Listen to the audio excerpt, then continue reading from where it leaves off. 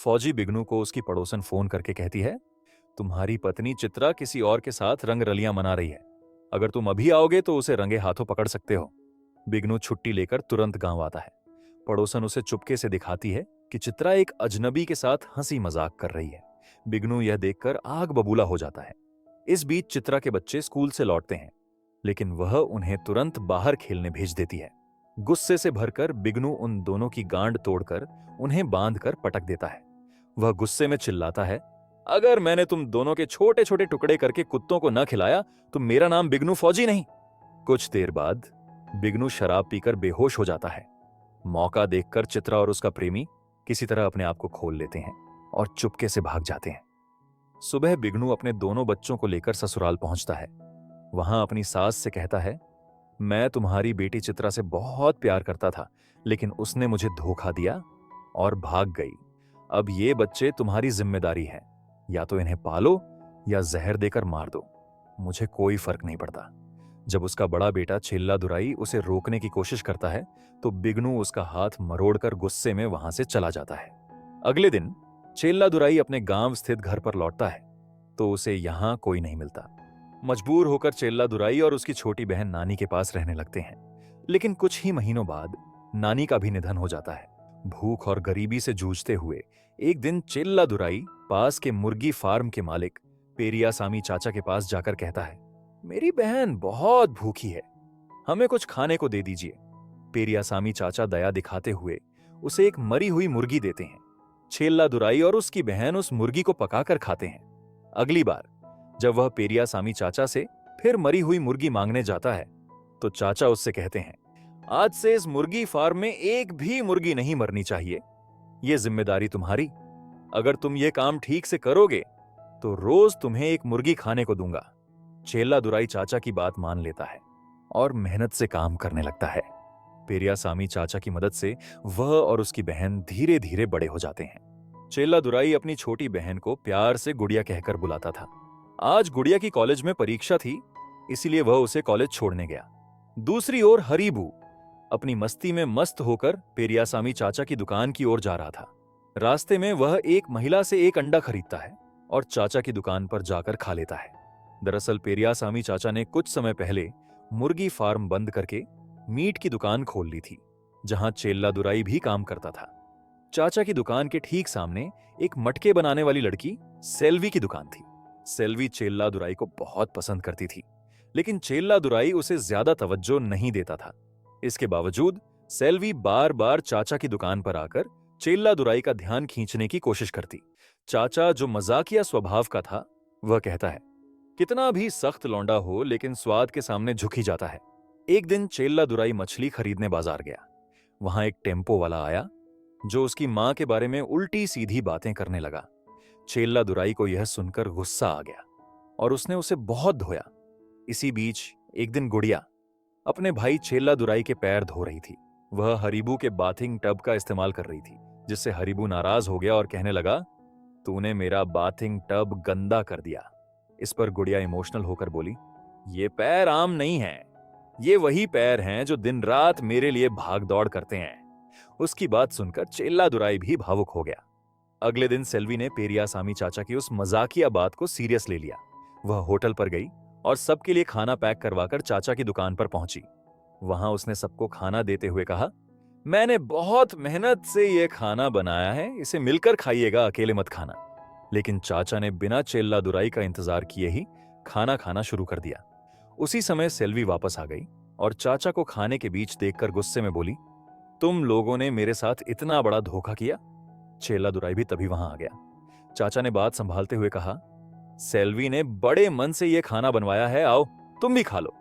जब सेल्वी वहां से चली गई तो चेल्ला दुराई चाचा पर भड़क गया। इस पर चाचा गंभीरता से बोले, मेरी शादी की चिंता करने वाला कोई नहीं था, लेकिन मैं तुम्हें कुंवारा नहीं रहने दूंगा।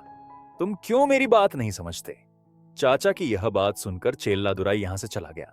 कॉलेज में एक लड़का जो स्वभाव से बेहद डरपोक था, अक्सर गुड़िया को घूरता रहता।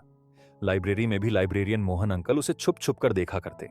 दूसरी तरफ सेल्वी चेल्ला दुराई को पटाने की कोशिशों में लगी रहती, लेकिन चेल्ला दुराई उसे नजरअंदाज कर देता। चेल्लादुराई का गुस्सा तब चरम पर पहुंच गया जब एक दिन उसने खिड़की से देखा कि उसकी बहन गुड़िया किसी अजनबी लड़के से बातें कर रही है। आवेश में उसने हथियार उठा लिया और उस लड़के को सबक सिखाने निकल पड़ा। गांव भर में पीछा करने के बावजूद लड़का बच निकला। गुस्से में तमतमाए चेल्लादुराई ने घर लौटकर गुड़िया को फटकारते हुए कहा, क्या तू भी मां की तरह बदचलन बनना चाहती है? यह शब्द गुड़िया के दिल पर गहरा घाव कर गए। वह अंदर ही अंदर टूट गई। धीरे धीरे दोनों भाई बहन ने एक दूसरे से बात करना बंद कर दिया। सेल्वी पिछले 2 दिनों से दोनों को नहीं देख पाई थी। उनके घर आई। उसने गुड़िया से उसका हाल पूछा। अपनी पीड़ा बताते हुए गुड़िया ने कहा, भैया से कहो कि मेरी शादी करवा दें। मैं अब इस घर में एक पल भी नहीं रह सकती। जब सेल्वी घर जा रही थी तभी चेल्लादुराई आ गया। उसने हरिबू से पूछा कि गुड़िया सेल्वी को क्या कह रही थी। हरिबू ने बताया कि गुड़िया कह रही थी कि उसकी शादी करवा दो, वह अब यहां नहीं रहना चाहती। यह सुनते ही उसने पंडित को बुलाया और शादी के लिए उपयुक्त लड़का ढूंढने की प्रक्रिया शुरू कर दी। सेल्वी को जब इस बात का पता चला तो उसने इसका विरोध किया, लेकिन चेल्लादुराई गुस्से में सेल्वी की दुकान के मटके फोड़ने लगा और कहा, वह मेरी बहन है और मैं उसका बुरा कभी नहीं चाहूंगा। अगर किसी ने मेरे परिवार के मामले में दखल दिया तो अच्छा नहीं होगा। बहुत रिश्ते आए पर चेल्लादुराई को कोई लड़का पसंद नहीं आया। आखिरकार उसने चाचा जी से मदद मांगी। अपनी गलती मानते हुए उसने कहा, चाचा जी, मैंने गलती की है, प्लीज मुझे आप माफ करें और मेरी मदद करें। चाचा जी ने कहा, ठीक है, लेकिन पहले तूने जो सेल्वी का नुकसान किया है उसकी भरपाई कर। लड़का ढूंढते ढूंढते चाचा जी और चेल्लादुराई सुंदर के घर पहुंचे। उन्हें यह जानकर हैरानी हुई कि सुंदर वही लड़का था जिसे चेल्लादुराई ने गांव भर में रेला था, और सुंदर के पिता मोहन अंकल भी वही लाइब्रेरियन थे जो अक्सर गुड़िया पर नजर रखते थे। मोहन अंकल ने गुड़िया की पढ़ाई की फीस जमा कराई थी। गुड़िया को इस बात का बहुत बुरा लगा था क्योंकि उसे अपने भैया का डर था। गुड़िया ने इसका विरोध किया, लेकिन मोहन अंकल ने समझाया कि यह सिर्फ मदद थी। अगर तुम्हें बुरा लगा हो तो मेरे घर बच्चों को ट्यूशन पढ़ाकर इसका बदला चुका दो।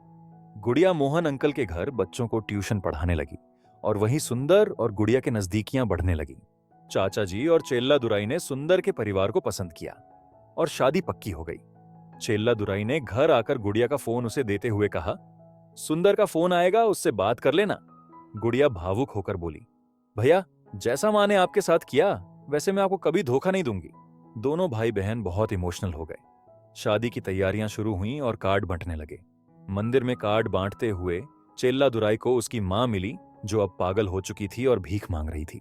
चाचा जी और चेल्लादुराई ने उन्हें अस्पताल में भर्ती करवाया। गुड़िया की शादी पूरे धूमधाम से हुई। विदाई के समय भाई बहन फूट फूट कर रोने लगे। चेल्लादुराई ने जाते वक्त गुड़िया को अपनी मां से मिलवाया। शादी के बाद चेल्लादुराई और हरिबू के जीवन में सन्नाटा छा गया। दोनों बहुत अकेले महसूस करने लगे। कुछ दिनों बाद गुड़िया और सुंदर सेल्वी से मिलने पहुंचे। उन्होंने चेल्लादुराई और सेल्वी के रिश्ते पर चर्चा की। सेल्वी, जो बचपन से ही चेल्लादुराई को चाहती थी, तुरंत राजी हो गई। एक दिन चेल्लादुराई दुकान पर पहुंचा तो देखा कि चाचा जी बिना दुकान खोले बाहर बैठे थे। उन्होंने रात में ज्यादा पी ली थी।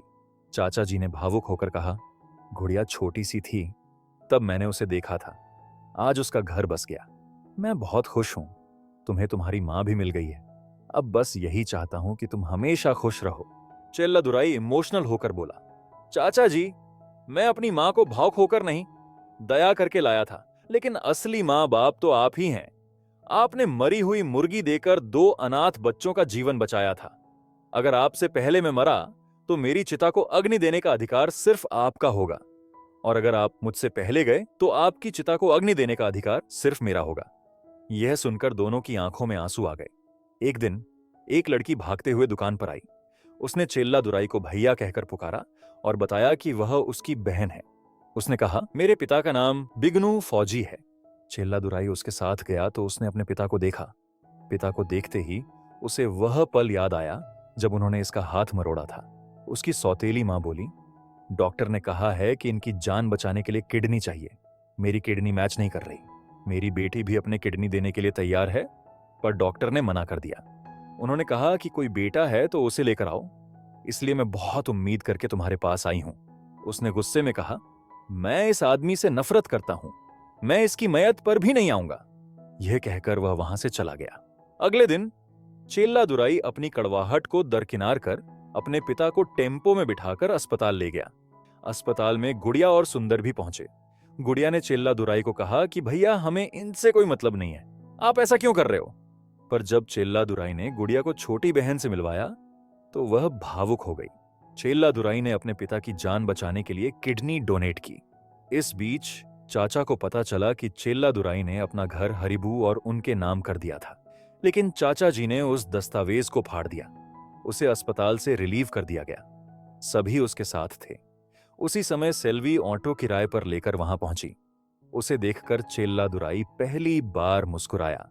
सेल्वी को यकीन नहीं हुआ कि चेल्लादुराई उसे देखकर मुस्कुरा रहा है। जब वह पास आई तो चेल्लादुराई ने उसकी ओर अपना हाथ बढ़ाया। सेल्वी ने शर्माते हुए उसका हाथ थाम लिया। सभी ने इस दृश्य को देखा और खुश हो गए। अस्पताल से घर लौटने के बाद चेल्लादुराई ने अपनी मां से मुलाकात की।